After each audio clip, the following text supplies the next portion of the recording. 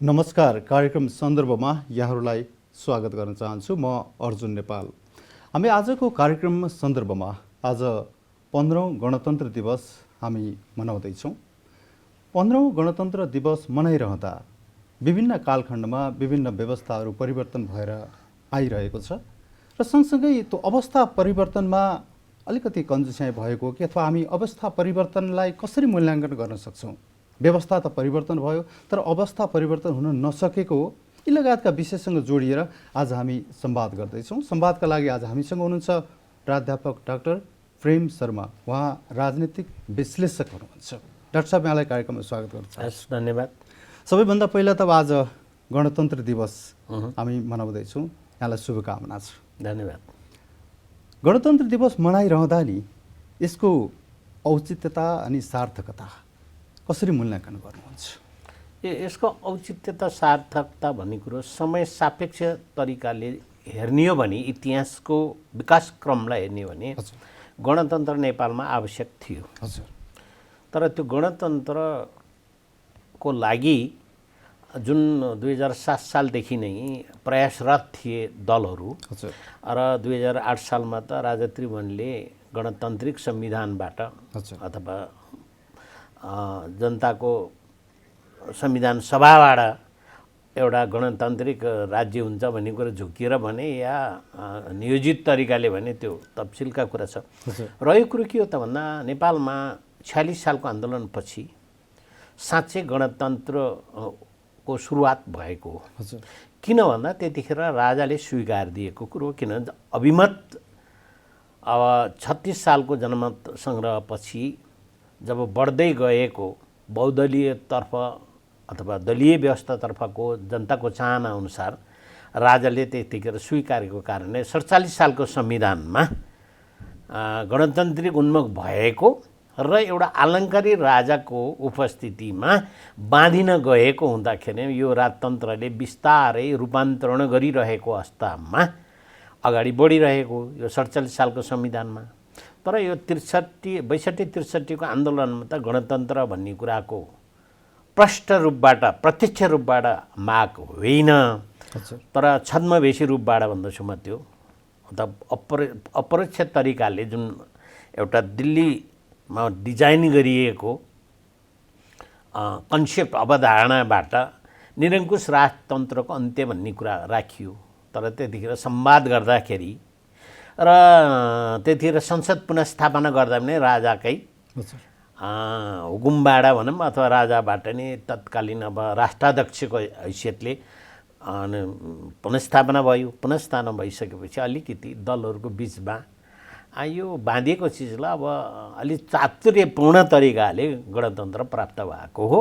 तर यो गणतन्त्रको जुन शब्द छ नि यहाँले भन्नुभयो भर्खरै, जस्तै राजा त्रिभुवनबाट नै त्यो फुस्किसक्या रहेछ त होइन? कहिले त्यो मजाकमा पनि सत्यता हुन्छ साइकोलोजीमा। तर मलाई जहाँसम्म लाग्छ त्यतिखेर त्यो अवस्थामा त्यो परिपक्वतामा पुगेको जस्तो मलाई लाग्दैन। किनभने त्यस पछाडिको निर्वाचन हो, चाहे 15 सालको निर्वाचन हो, तत्कालीन आइफरजेनिनले डिजाइन गरेको संविधानमै जुन नेपाली काङ्ग्रेसले त चुनाव लड्यो, त्यो संविधान सभाबाट के अरे संविधान बनाऊँ भन्ने माग त गरेन। किन सुवर्ण शमशेरको अध्यक्षतामा भएको मन्त्रीमण्डलको उसमा कार्यकारिणीको अधिकारबाट निर्वाचन सम्पन्न भएको, तर त्यति माग त गरिएन। किनभने जब सत्तामाको अवसर आउँछ त्यसपछि दलहरूले विगतका कुराहरू बिर्सन्छन्। त्यस्तै तरिकाले अहिले तपाईँले सुरुमा यसको कास्टिङमै भने जस्तै तरिकाले के हो त भने धेरै कुराहरू परिवर्तन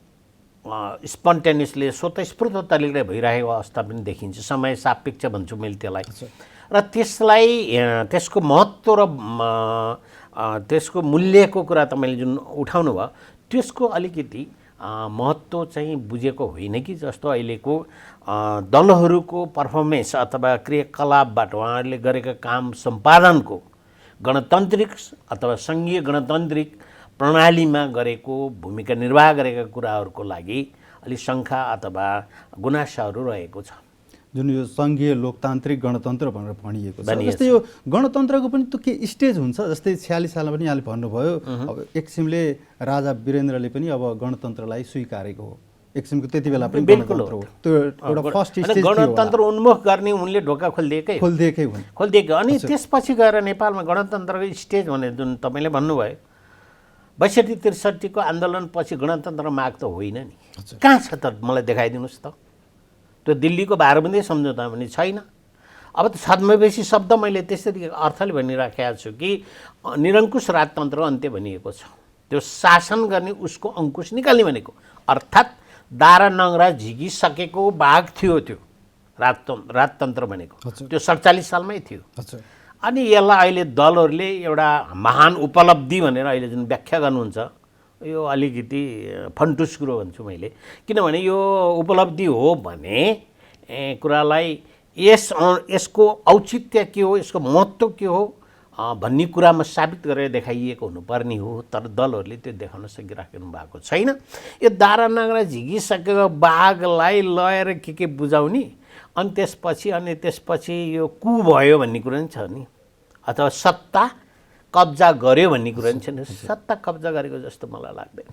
चाहे त्यो 46 सालको आन्दोलन पछाडिको राजतन्त्रले स्वीकारेको एउटा के अरे संवैधानिक राजतन्त्र त होस्, 62-63 को आन्दोलनपछि उसले आफूलाई जनताको नासो जनतालाई बुझाउँछु भनिसकेपछि भएर अहिले जुन नेपालमा गणतन्त्र सुरु भएको छ, यो समयको मागअनुसार ठिक हो।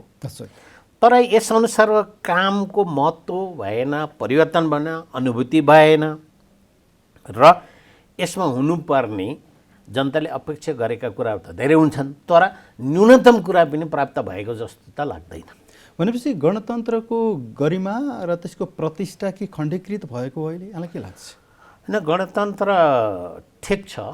हजुर। तर हिजो के थियो भने यसले गणतन्त्रको अहिले पछिल्लो समयमा गणतन्त्रले एउटा चिज अपाङ्ग बनाएको छ कि हिजो 47 सालको संविधानमा चाहिँ संवैधानिक राजतन्त्रभित्र राजावादी पनि दलगत तरिकाले प्रस्तुत भएर प्रतिस्पर्धी तरिकाले संसदीय अभ्यासमा उहाँहरू हुनुहुन्थ्यो। तर अहिले एउटा राजनीतिक दलको क्याम्पले भन्छु नि, केही मतहरू चाहिँ के सङ्कलन भइरहेछ भने गणतन्त्र स्थापनाको विरुद्धमा अभिमत अभिप्रेरित गर्ने कुरा तर उद्धृत भएको देखिन्छ के है।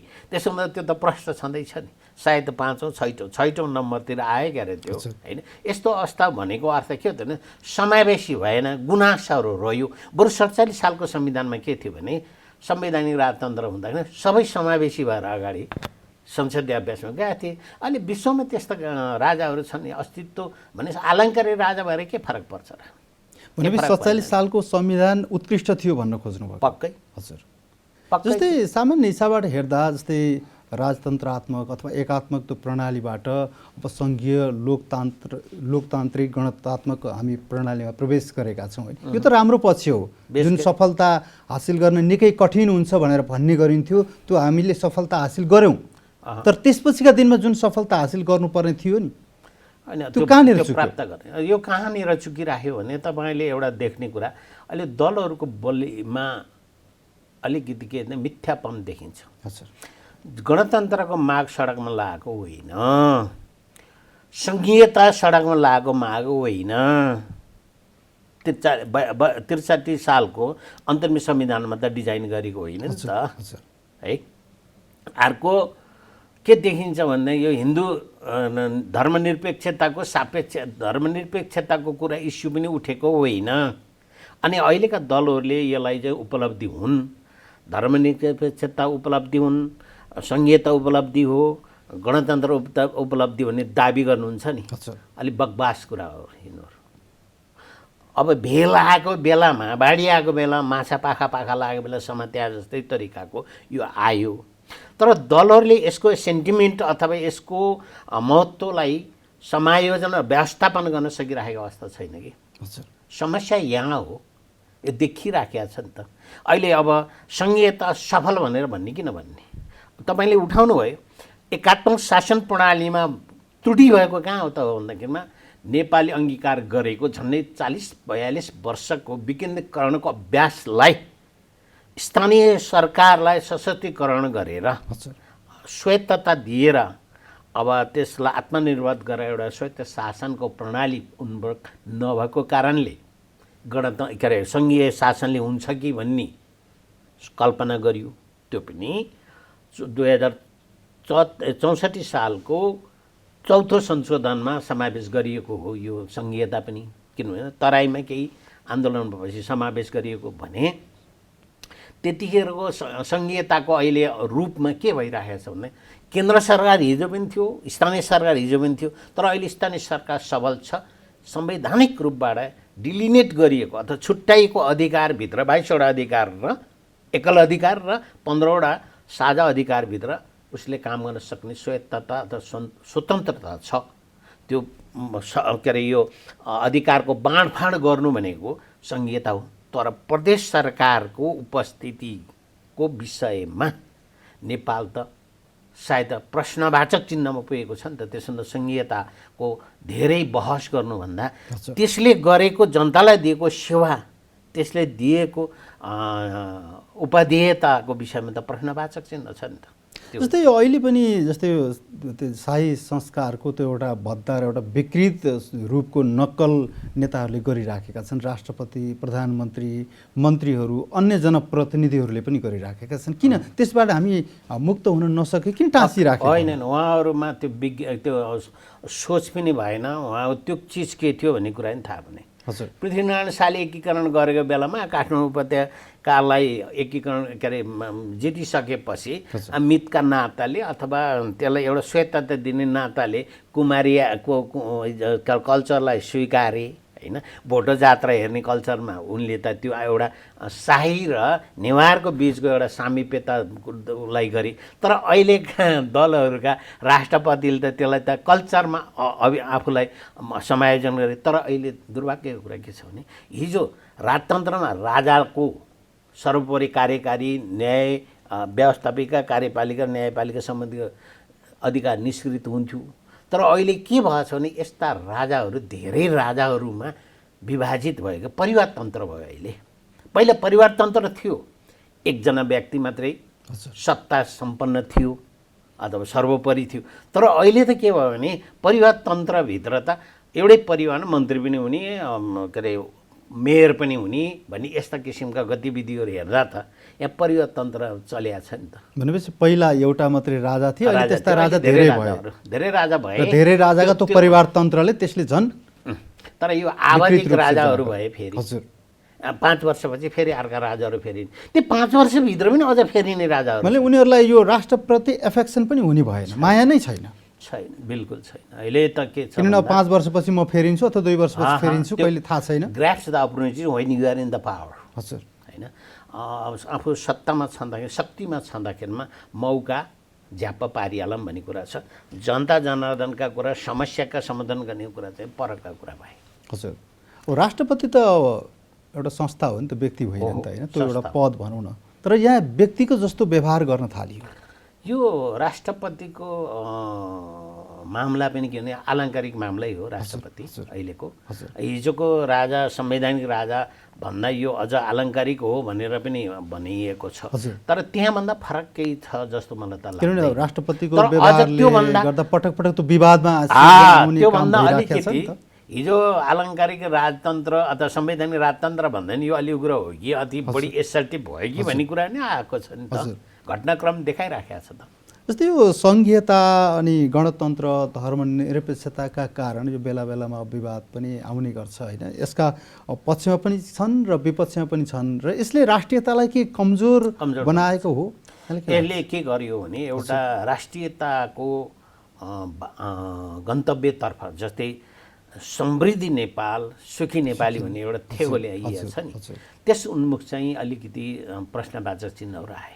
कसरी आए त भन्दाखेरिमा यसलाई व्यवस्थापन गर्नु पऱ्यो कि सङ्घीयतामा जाँदाखेरिमा प्रदेशको हैसियत के हुनु पर्थ्यो, त्यसले दिएको सर्भिसहरूको विषयमा जनताले अनुभूति गर्न पाए कि पाएनन् भन्ने कुरा पनि भएन। अर्को तरिकाले तपाईँले देखिहाल्नु भएको छ नि, 5 वर्ष त हामीले सङ्घीय गणतान्त्रिक सङ्घीय प्रणाली अभ्यास गऱ्यौँ नि त। यसको समीक्षा गरियो र थाहा पाउनु भएको छ? समीक्षा भएको दलले गरे, सरकारले गरे, मिडियाले गर्नु भएको त छैन। त्यसो त कमी कमजोरी के रह्यो भनेर एकचोटि हेर्ने किन फुर्सदै छैन उहाँहरूलाई, सत्तामा जाने बाहेक फुर्सदै छैन। यस्तो तरिकाले अहिलेको यो तपाईँले भने आज एक गणतन्त्र घोषणाको दिन पनि पर्यो अनि आज बाइ द वे यस्तो प्रसङ्ग म त्यही कार्यक्रममा पनि सायद यसपछि इमिडिएटली छु सगरमाथा आरोहण गरेको एभरेस्ट डे पनि हो आज, पर्यटक दृष्टिले एभरेस्ट डे पनि हो। अब यस्तो एभरेस्टको चुचुरा पुगे जस्तो नेपालले प्राप्त गर्ने सबैभन्दा जनताले प्राप्त गर्ने भनेको सुलभ भनेको गणतन्त्र नै हो। तर गणतन्त्र प्राप्त गरिसकेपछि जस्तै पासाङ लामो शेर्पाले फर्कने बेलामा सगरमाथा आरोहण गरेकी फर्कने बेलामा आफूलाई सम्हाल्न नसक्दाखेरिमा उहाँ बाटैमा हराउनु भयो। त्यसो हुँदा मान्छेले सगरमाथा आरोहण त गरिन् भन्ने कुरा त भयो, तर सकुशल आउन नसक्नु जस्तै अहिले नेपालको गणतन्त्रमा पनि त्यस्तै किसिमको अलिकति नमिठो किसिमका अनुभूतिहरू पलाउन थालिसकेछन्। जस्तै अहिले स्थानीय निर्वाचन भनेपछि सचेत वर्गहरूले गणतन्त्रलाई स्वागत गरे र त्यो आफ्नो ठाउँमा छ, त्यो राजाले पनि गरे। अनि धर्मनिरपेक्षता राजाले पनि संहिताको बारेमा अहिले पनि त्यसको विरुद्धमा भनौँ न बोल्ने सचेत वर्ग नै छ। त्यो बोल्ने एउटा कुरा रहन्छ। यो बोल्ने भनेको केमा रहन्छ भने जब सेवाग्राहीले अथवा तपाईँले वाचा गरेका कुराहरू प्राप्त गर्नु हुन तपाईँको घर दैलोमा तपाईँको समस्याहरू शालीन तरिकाले समाधान हुँदैन, त्यतिखेर मात्र गुनासाहरू रहने हो। त्यो गुनासा त्यो निमित्तमा हुन्थ्यो, राजाले त मजाले छोडिदिएको अवस्थै हो नि त। गणतन्त्र स्वीकार्यरै छोडेको हो। आवश्यक परे कुनै बेलामा भन्ने कुरा नै अहिले फाटाफुट्ट पनि सुनिन आउँछ, तर त्यो त अब सम्भव छैन। किनभने अब हामी अलि धेरै नदीको पानी बगिसकेको अवस्था छ। तैपनि यसको अनुपस्थितिले देशमा कता कता गुनासाहरू ठेट्नाहरू रहे भन्छु मैले, बाँझोहरू रहे। हलो जोत्दा नि सबै चिरा फालेको हुनुपर्छ कि ठेट्नाहरू पनि काटिएको हुनुपर्छ, ठेट्नु चाहिँ रहेको छ अहिले। भनेपछि नेपालको राष्ट्रियताको आयाम र अवयवहरूको अवस्था अहिलेको जुन लोकतन्त्र सँगसँगै गणतन्त्र संहिता यी कुराहरूसँग कसरी जोडेर हेर्न मिल्छ? पनि यसलाई चाहिँ के गर्नुपर्छ मेरो विचारमा भने हाम्रो दिशा अथवा हाम्रो शासन प्रणाली स्पष्ट छ, तर काम गर्ने शैली चाहिँ स्पष्ट छैन। हाम्रो गन्तव्य के हो भन्ने कुरामा स्पष्ट हामी संसदीय अभ्यासको प्रणाली अथवा यो प्रणाली हामीले अभ्यास गर्दैछौँ भने यसमा अझ त्यसमा एकात्मक शासन प्रणालीबाट हामी सङ्घीय शासन प्रणाली गइरहेका छौँ भने सेयरिङ अफ द पावर, शक्ति र अधिकारको बाँडफाँड गरेर आफ्नो क्षेत्रमा काम गर्ने भन्ने कुरा किटामका साथ संविधान बनाइसकेपछि त निर्वाध तरिकाले अगाडि बढ्नुपर्ने होइन र किन चलिरहेको छैन त भन्दा खास गरी यसका सञ्चालकहरू माझीहरू अथवा ड्राइभरहरूको क्षमतामाथि प्रश्न आइराखेको। त्यसै कारणले अब समस्याहरू समाधान भइरहेको छ। जस्तै नेपालमा अहिले राष्ट्रियता र राष्ट्रिय स्वार्थभन्दा राष्ट्रवाद लोकप्रिय भएको हो त? राष्ट्रवाद लोकप्रिय भइराखेको छैन, तर नेपालको राष्ट्रियतामाथि आँच आइराखेको अवस्था छ। जस्तै हामी बाहिरबाट सञ्चालित भइराखेका छौँ नि, त्यो हामीले हाम्रा सीमाका समस्याहरू समाधान गर्नेका मामलामा अब जस्तै भनौँ लिम्पियाधुरा कालापानीका समस्याहरूको विषयमा चुच्चे नक्सा त बनाइएको छ, त्यसमा खोइ त नि हाम्रो एसर्टिभ बार्गेनिङ गरेको खोइ अथवा त्यसलाई हामीले भित्र ल्याउने पहल गरेको खोइ त त्यो पनि सकेका छैनौँ। अर्को हाम्रो वैदेशिक नीतिमा पनि अब हाम्रा शुभचिन्तक भनौँ अथवा हाम्रा छिमेकी मुलुकहरूले बेला बेला हस्तक्षेप गरिरहेको अवस्था पनि भेटिन्छ। त्यसै कारण हाम्रो राष्ट्रियतामाथि अलिकति कमजोर भएको महसुस भएको छ। राष्ट्र अहिले धेरै कमजोर छ। अब राष्ट्रियताको सम्वर्धन त राजतन्त्रको बेलामा पनि त थियो नि, थिएन र? थियो। त्योभन्दा अहिले फरक के त? अहिले अलिक कमजोर भएको छ। त्यो बेला त्यति बेला भन्दा अहिले कमजोर भयो। अहिले कमजोर भएको छ। किन भन्दा त्यति बेला त जस्तै भारतसित डटेर लिने कुरामा भनौँ न, अब त्यो मरिचमानको सरकारले पारवान तथा यो व्यापार सन्धिको बारेमा नवीकरण नगरेर नाकाबन्दी गर्दा पनि डटेरै काम गरेका थियो। र हिजो संवैधानिक राजतन्त्रको समयमा पनि के थियो भने नेपालले आफ्नै किसिमको भूमिका निर्वाह गर्दै आएको पनि हो नि, होइन? तर त्यस्तो किसिमको भूमिका छैन कि अहिले हाम्रो। कहाँ छौँ त हामी भने मित्र राष्ट्रहरूबाट अब असामाजिक तरिकाले त नभनौँ, अस्वाभाविक तरिकाले हाम्रा सत्ता सम्हालेका व्यक्तिहरू सिधै भेटघाट हुनेदेखि लिएर अथवा एम्बेसीका व्यक्तिहरू अथवा हाम्रा छिमेकी मित्र राष्ट्रका जनप्रतिनिधिहरू आएर सिधै एउटा डिप्लोमेटिक होइन उसलाई पनि पालन नगरिकन भेटघाट गर्ने यस्ता गतिविधिहरू भनेको त अशोभनीय गतिविधि हो नि त। हजुर, परराष्ट्र मन्त्रालय मार्फत हुनुपर्ने एउटा प्रोटोकल मेन्टेन गर्नुपर्ने कुराहरू त देखिँदैन नि त। भनेपछि अब अहिले सङ्घीयता र जुन धर्मनिरपेक्षता छ नि यसको के अग्नि परीक्षा हुन बाँकी हो? अब होइन, सङ्घीयताको विषयमा त मलाई लाग्छ बेला बेलामा प्रश्न उठ्ने गर्छ सङ्घीयता। सङ्घीयताको विषयमा त अब यो एक किसिमले असफलै भइसकेको म त्यो भन्दछु। किनभने प्रदेशको गतिविधि यही तरिकाले चल्यो भने नेपालको अर्थतन्त्र व्यवस्थापकीय प्रशासनिक तथा राजनीति व्यवस्थापकीय कुराहरूको निम्ति यो एक किसिमको डम्पिङ साइट भइसकेको छ दलहरूको। अब त्यसमा चाहिँ अहिले प्रदेशका व्यक्ति मन्त्रीहरूको एउटा अहिले पालिकाको वडा अध्यक्ष जति हैसियत पनि छैन। उहाँहरूले गरेको काम त्यति बरु पालिकाको वडा अध्यक्षले गरेको कुरो चाहिँ मूल्याङ्कन अनुभूति भयो होला जनतालाई, मतदातालाई, तर उहाँले गरेको केही भएको छैन। यस्तो हैसियतमा पुगिसकेको छ नि त।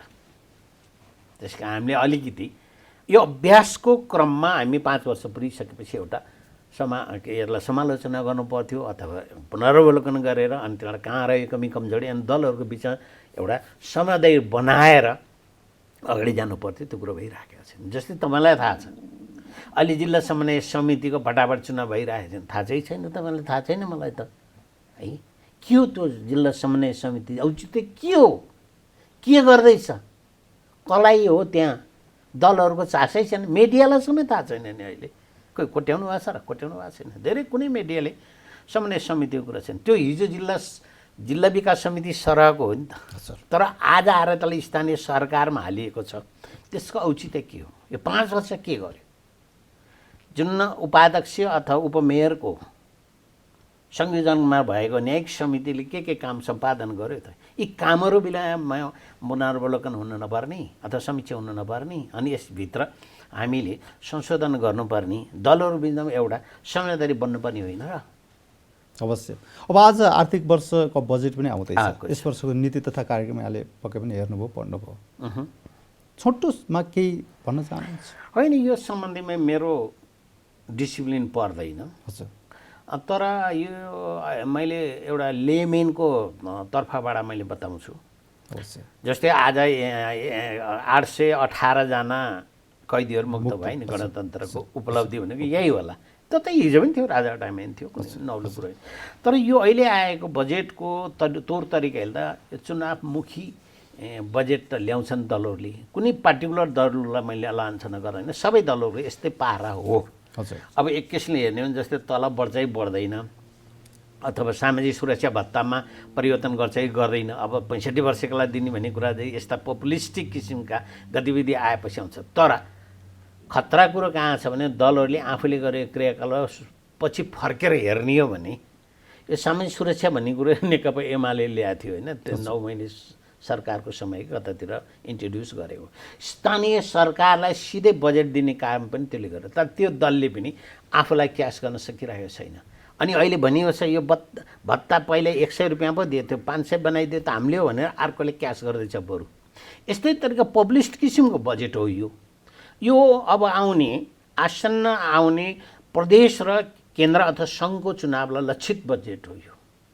मलाई त यस्तो लाग्छ र यसमा खासै फरक पर्ने कुरा छैन। आकाशीयको अहिलेको महँगी अनि यो पेट्रोलियम पदार्थको कारणले हुन त यसलाई चाहिँ युक्रेन र रसियाको युद्धतिर लक्षित गरिदिए भइहाल्छ अथवा आरोप लगाए भइहाल्छ।